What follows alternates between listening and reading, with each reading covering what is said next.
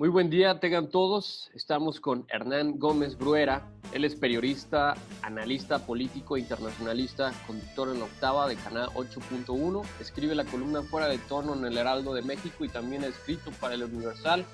Y fue comentarista en La Hora de Opinar de Foro TV. Ha publicado artículos académicos en revistas especializadas y libros sobre política latinoamericana, como Desde el Sur, publicado en el 2005, y Lula, el Partido de los Trabajadores y el Dilema de la Gobernabilidad en Brasil, en el 2015. Es doctor en Desarrollo por la Universidad de Sussex y ahora está presentando su libro, El color del privilegio, el racismo cotidiano en México. ¿Qué tal, Hernán? ¿Cómo estás? Hola, gracias Oscar, gracias por el espacio.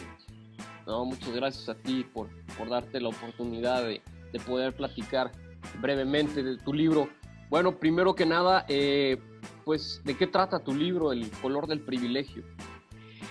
El color del privilegio, el racismo cotidiano en México, es un libro en el que, pues, muchos ámbitos de nuestra vida en México, la vida social, política, cultural, en las cuales el racismo está presente.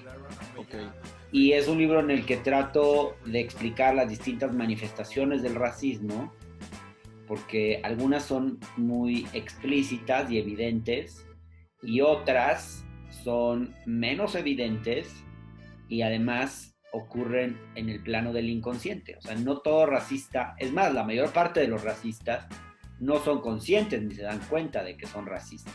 Uh-huh. Y lo que me fui dando cuenta al escribir este libro es que, y es la tesis principal, es que todos somos racistas en distintos grados y niveles y de distintas maneras, pero todos tenemos una forma de racismo guardada en algún lugar. Y de lo que se trata, más que decir negar el racismo, es aceptarlo y tratar de erradicarlo por la vía de del autoestudio, de alguna forma, de la deconstrucción de cada uno de nosotros, para darnos cuenta de cuán racistas somos.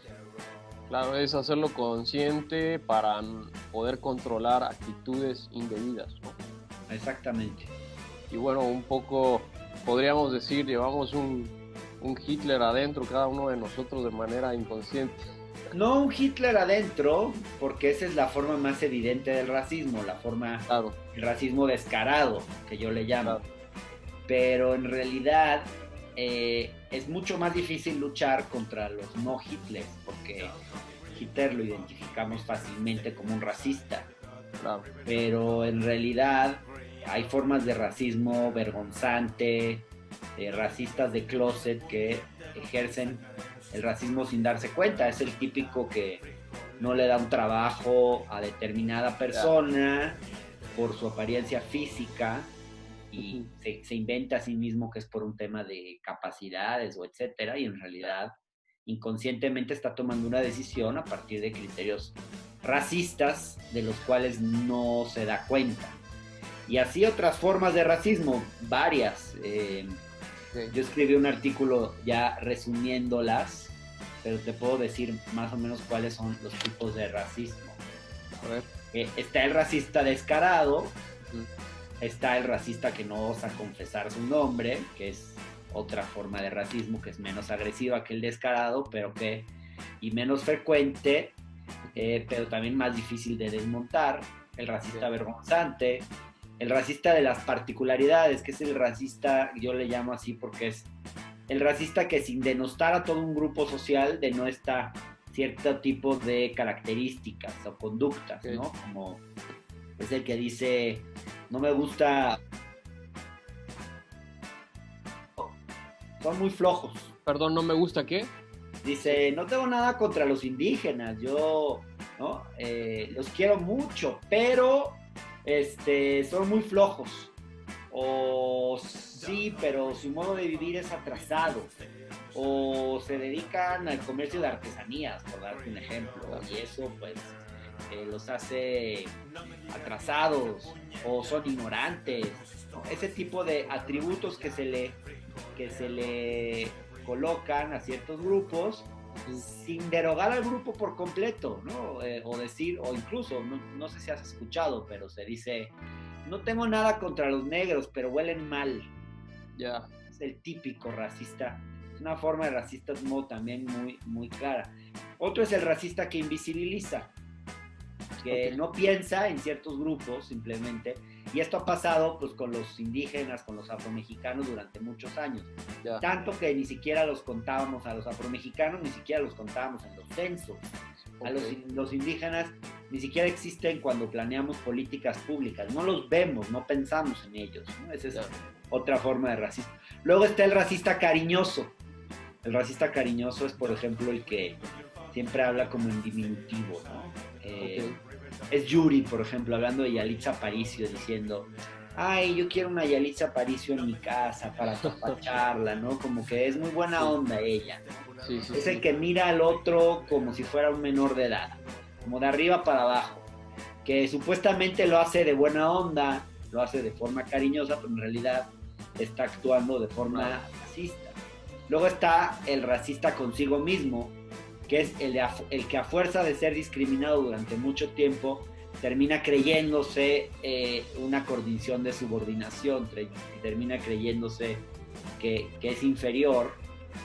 Entonces, por ejemplo, es la mujer que aspira a ser güera, la mujer morena que aspira a ser güera, que se tiñe el pelo porque cree que la mejor versión de sí mismo y la única forma, la belleza de la blanquitud, rubia, claro, ¿no? Entonces es la que se tiñe de rubio. Bueno, la propia Yuri podría ser un ejemplo. Luego está la versión, el racista no seas igualado, yo le llamo. No seas igualado, que quiere decir, sí, todo bien con los indígenas, sí, todo bien con las personas morenas, sí, todo bien, pero que no coman en mis restaurantes, que no viajen en los mismos aviones, que no pretendan ir a la misma escuela de mis hijos, porque mis hijos van a escuelas diferentes, que no pretendan igualarse o salir de su condición de pobres, ¿no? Por decirlo de alguna manera, y que no intenten ascender de clase social y igualarse a la misma clase social a la que yo pertenezco, ¿no?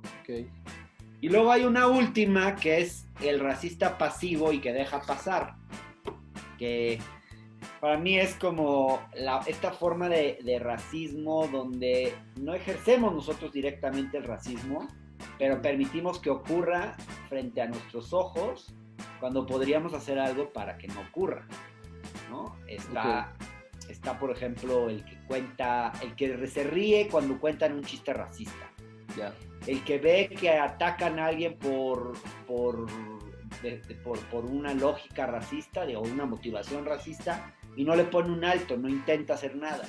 El que en una empresa, por ejemplo, se da cuenta que a alguien lo están excluyendo de un trabajo o no le están permitiendo un ascenso por su apariencia física o por su tono de piel, y aunque podría decir algo en una junta, por ejemplo, donde tiene influencia, decide callarse y lo deja pasar.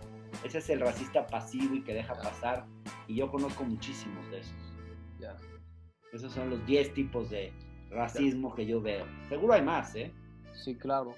Oye, Hernán, en cuanto me platicabas esto, pues cómo distinguir la diferencia entre racismo y clasismo, porque viene ahí como una línea muy delgada donde ambas se parecen, y creo que es algo muy notable en México. Sí, están, a ver, yo te diría, haciendo un poquito de teoría de conjuntos, no todo clasista es racista, ni todo racista es clasista, pero digamos son dos conjuntos donde racismo y clasismo se unen en una parte muy importante, y especialmente en México, porque a diferencia de otros países, aquí el nivel socioeconómico de las personas está muy determinado por el tono de piel. Muy fácil darse cuenta de eso, basta con salir a la calle y lo ves. Es una realidad demasiado evidente, a pesar de que hemos hablado muy poco de ella, pero es muy obvia. Racismo tiene que ver con el desprecio de una persona por su tono de piel, por sus rasgos físicos, por el idioma, por la cultura, por la etnicidad, cuestiones de este tipo. Clasismo tiene que ver con el desprecio de una persona por su clase social. Pero lo que pasa es que en México están tan asociados que a veces es difícil separarlo. Por eso a veces hablamos de raciclasismo. Ok. Que eso lo hace más de miedo, ¿no? Sí, el raciclasismo es lo que se ve, pues, digo, los ataques a Gibran Ramírez, a Citlali Hernández, al propio presidente López Obrador. Hay mucho de eso, de raciclasismo, y es la forma más clara del racismo. Ahora, lo que pasa es que aceptamos más que somos clasistas, nos resulta más fácil. Hay mucha gente que dice, yo no soy racista, pero sí tantito clasista, ¿no? Es como que ser clasista sí se acepta y ser racista no. Entonces lo que pasa es que la gente sí se reconoce clasista, pero no racista, y por eso me interesó a mí especialmente el racismo, porque es lo que casi nadie quiere reconocer. Casi nadie se quiere reconocer como racista. Claro. Pues tenía varias preguntas que yo creo que en este río informativo me has despejado varias dudas. Yo nada más te preguntaría por último, Hernán, ¿cuáles son los hechos cotidianos, declaraciones, actos y los personajes de la vida pública que han manifestado este tipo de comportamiento? Híjole, muchísimos. Porfirio Díaz, podríamos decir que Porfirio Díaz es un personaje muy destacado, sobresaliente en esta área de conocimiento, en el tema del racismo. No, bueno, lo que llama la atención de Porfirio Díaz es cómo, a pesar de él ser de origen indígena, siempre quiso verse blanco, ¿no? Okay. Y lo dibujan a veces de tono de piel blanca. Porque lo que pasa en México es que cuando asciendes de clase social, también es como si te vieras más blanco y te retratan blanco, ¿no? Y creen que eres blanco. Es como un fenómeno sobre el cual escribió un intelectual llamado Bolívar Echeverría, que él llamaba la diferencia entre la blancura y la blanquitud. La blancura es el tono de piel que tú ves.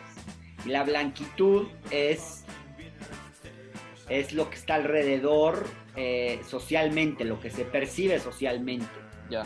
Y socialmente una persona que asciende de clase social es como si se blanqueara, porque en este país no podemos separar, como decíamos hace un momento, no podemos separar una cosa de la otra. Entonces cuando alguien asciende de clase social, inmediatamente pasa a formar parte de la blanquitud, aunque no sea blanco en su tono de piel. No sé si me explico. O sea, blancura apela a lo interno y blanquitud hacia lo externo. Pues sí, es como la blanquitud es como una construcción social. Ya. Es algo que percibimos a las personas en nuestro inconsciente más blancas cuando tienen más dinero. Ok. Las vemos como si fueran más blancas. Y nuestro imaginario es como que dejan de ser menos morenas cuando tienen más dinero, cuando adquieren más dinero, cuando ascienden en la escala social. Okay. Por esta incapacidad. Ok. Oye, yo creo que no es un tema sencillo de procesar, porque por diferentes perspectivas que nos has detallado, sí es necesario hacer consciente, porque de alguna forma u otra muchos caemos en eso, como bien dices. Creo que todo mexicano podría traerlo de alguna forma. Y bueno, me imagino que ya está en todas las librerías el libro. Ya está en varias librerías, Gandhi, El Parnaso. Bueno, ya no existe El Parnaso, ¿verdad? Ni Gandhi, El Sótano, Gonville. Sí, El Péndulo, Amazon. Ok. Y no sé cuántas librerías más, pero me parece que...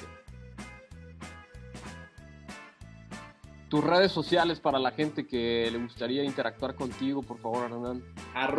@Hernán Gómez B. Ok.